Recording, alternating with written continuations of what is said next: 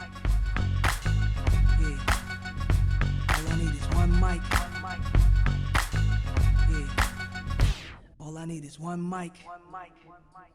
Hey everybody, welcome back to One Mic, where I watch shit so you don't have to. And today I'm here to talk about Season 1, Episodes 1 and 2 of the new Apple TV Plus series entitled Foundation. I've been waiting for this one for a long time. I'm sure a lot of you have. It's kind of one of those shows that Apple TV kind of sold itself on. Like, this is the kind of high caliber shit that we're going to be putting out there for you guys whenever that time comes. And now it's been probably over a year since we kind of like saw those first few trailers for what Apple had in mind with Apple TV Plus, and Foundation has finally arrived. And I gotta say, I'm pretty impressed with what I've seen so far. There's a couple of things that I'm kind of like, I don't know about this, but it's clearly a very big undertaking. You know, I haven't read the novels, but I've read about how, you know, they're considered to be unadaptable due to having virtually no character development and not too much story, and being very dialogue based, which is something that's okay with me primarily. But you know, apparently it jumps forward in time. Like I think they said the first novel covers like 200 years, and the series as a whole covers 600. And that's something you can't really do on television, because you know you don't want to be introducing new characters every episode.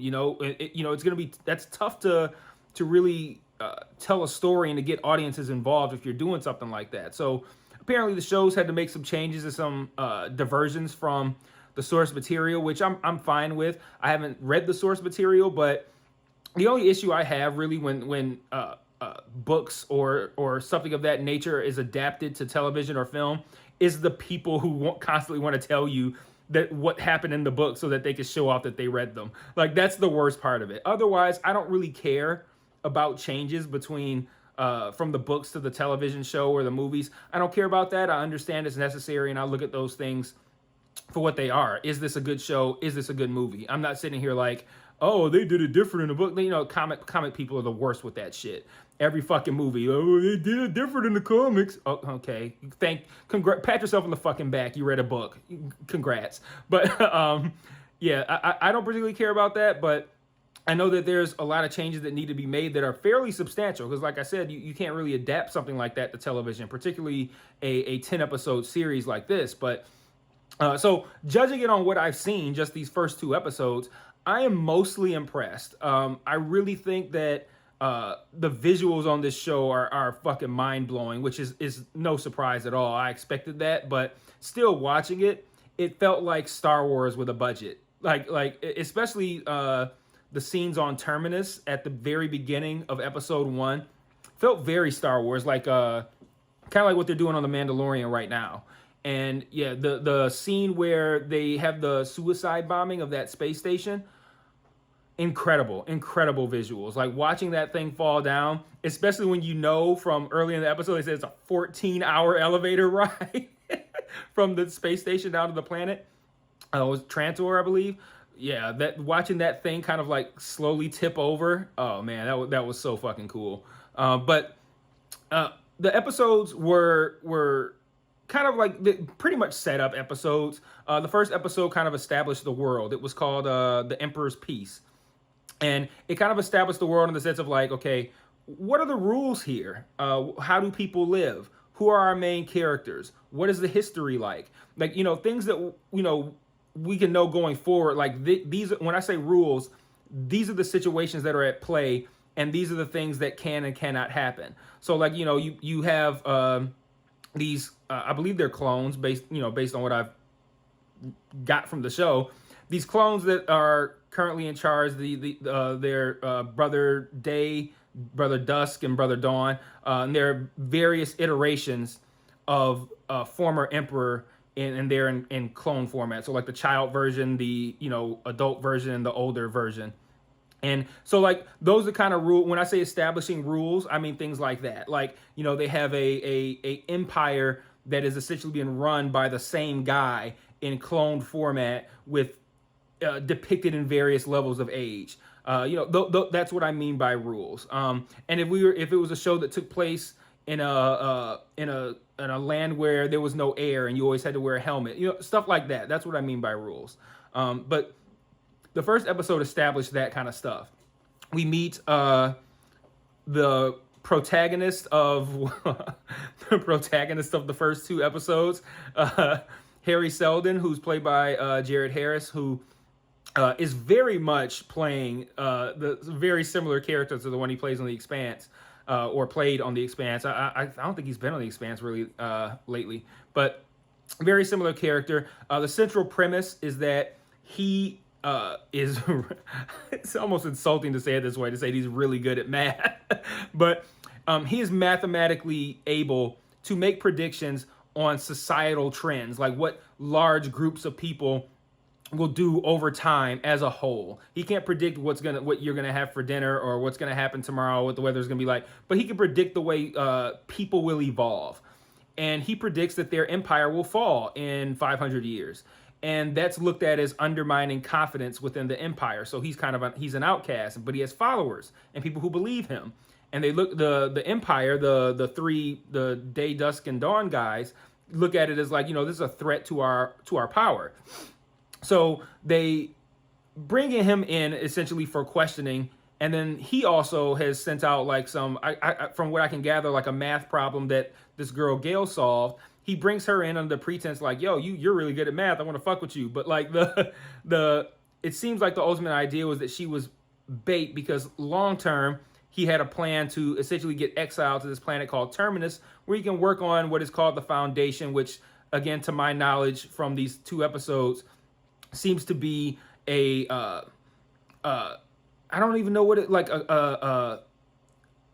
almost like a galactic what's those things called, where you put like stuff in them that's current day and then you bury it. Time capsule. Yeah, like a sophisticated time capsule that once the empire falls in 500 years, he says there's like a 10,000 like year dark period where everything's going to go to shit. And he's saying that if they build this foundation with their present knowledge, that they could shorten that and they can have, people can rebuild society based on the knowledge that they had at the time of its destruction. So that's kind of like the central premise, at least, again, from what I can gather from watching these first two episodes.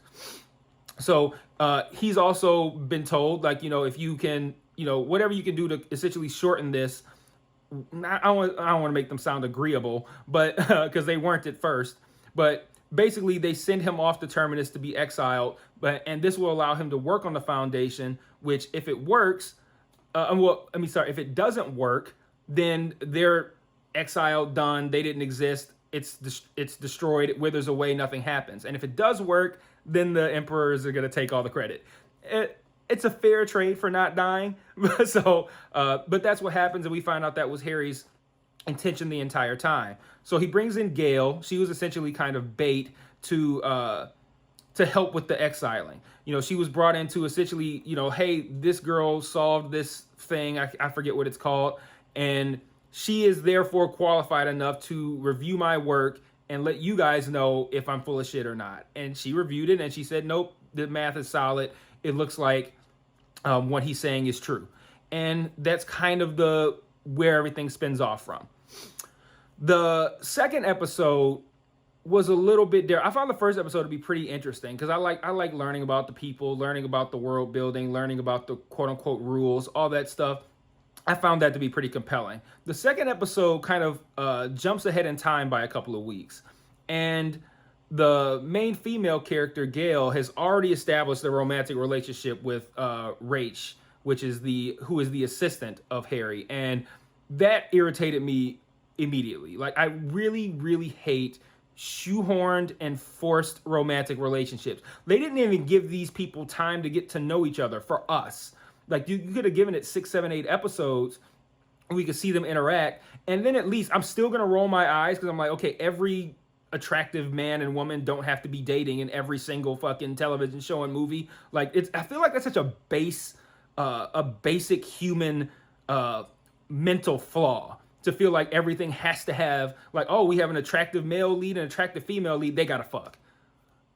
Like, I don't know. I feel like that's such a basic idea and requires the bare minimal amount of intellect and creativity to put into something that's this heavy. But they forego that altogether and just be like, yeah, they're dating now at the beginning of the second episode. So they didn't even dignify us enough by building up this relationship. So that irritated me.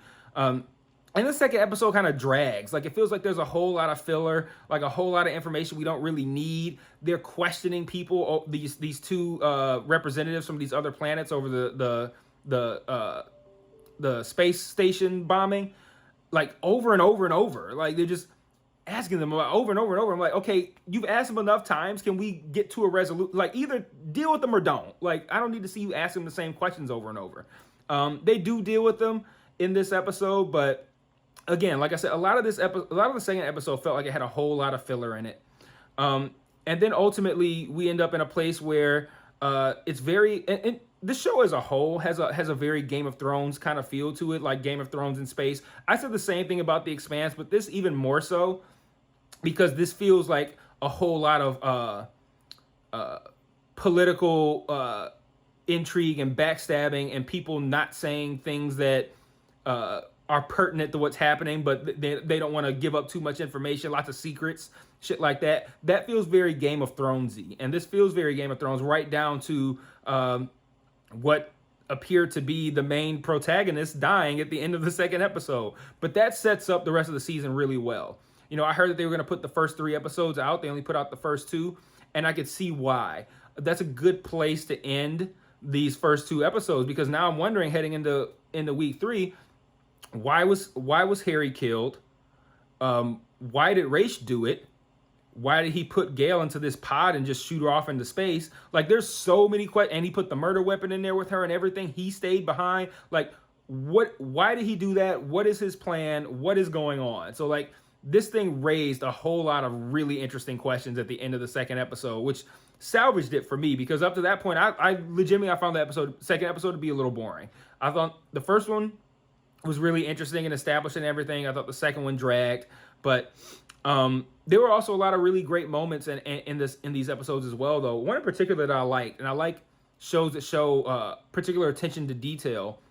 After the space station bombing, one of the Emperor guys, the middle-aged one, Dawn, Day, and Dusk. So he'd be Day.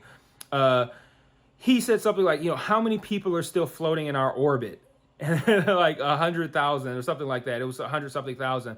And he said that, every person that they see is a sign of their impotence. And I thought that was a really good line, because for one, that's something I wouldn't even think about that a show would put into there. Like, again, like I said, that was a 14-hour ride down from the space station to the planet. So that thing is way up there in space. If it explodes, it makes sense that people will get caught in the orbit. And I would have never thought of that. And then that is a thing where, like, if you look up and you see a burning human body falling out of the atmosphere, that is a sign that, they got. And I thought that was a very interesting line. And I like that level of attention to detail. So that was pretty cool. There's a whole lot of questions I have about this show. I'd like to learn more about Gale's religious background. She took some prayer stones out of her face. There's a whole lot of talk about the planet she came from, which apparently is very religious and looks down on science and math.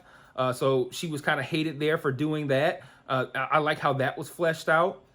I like learning about the Emperor's past and how they're based off of this first guy, Cleon, I believe his name was. And that cloning that they've done with these 3 individuals. I think that's really interesting. I think whatever's going on now with Raish and Gale and Harry at the end of episode 2 is really interesting. So there's a whole lot of potential here. You throw in these incredible visuals, and this show has the makings to be really, really good. So, and a lot of shows that plan something big, that very massive in scope, they start off small and a little boring. Like Game of Thrones was like that. Game of Thrones started off as something entirely different from what it became. And I see that happening with this show. Like, you might have to get through a couple of episodes that feel a little long. They feel like they might drag a little bit. They feel like a little bit talky. And you might be like, can we get to the point? Like, something like that. But it feels like it's one of those shows where everything's going to kind of fall into place later. We're going to look back and be like, oh, that thing was important that we saw in episode 2. And we're going to look back and, in season 2 or at the end of this season and go, this is something much bigger than what it looked like when we first started watching it on this day, watching episodes 1 and 2. So I plan on covering this show every week. It's right up my alley with this whole thing about like mathematically predicting the future and the end of civilization. You can't stop it, but we can take acts to cut down on the dark ages afterwards. Like that's your best case scenario, is cutting down the dark ages from 10,000 years to 1,000. And this is a plan that's put into place that you're never going to see come to fruition. So, they could be looking at it like, well, ain't none of us going to be here, so what difference does it make? Like, I like this idea. So the central premise I find incredibly interesting. Like, this is kind of like my like nerdy wet dream, like hard sci-fi that's got great visuals. I don't know if they're going to continue to shoehorn in romance or action or stuff like that, but I'm kind of cool with where it is right now. I would just like a little bit of that fat trimmed like out of that second episode, because I feel like there was a lot of stuff that we didn't really need. But then again, I've only watched it the one time, and like I said, like with Game of Thrones, there's times where you'd watch something later and it would make something that happened even seasons ago look important and impactful, and you watch the show again and you go, oh wow, this is a lot more interesting now that I know what happens later. So this could be one of those situations too, where I'm sitting here on episode 2 like, a lot of this feels like filler, and then by episode 8 or 9 or season 4, I look back and I'm like, man, episode 2 and season 1 had some shit in it. So I enjoyed these first 2 episodes. I plan on covering every week. If you're here from having Search Foundation and you never watched any of my videos before, check them out. I do really deep dives when needed. Check out, I got reviews on pretty much anything that's popping. So check that stuff out. Give the page a glance. Let me know what you think. I tend to respond to comments as best I can. Try to engage with you guys as much as I can. So check it out. I'll be here next week for episode 3, and I'll see you guys then. Peace.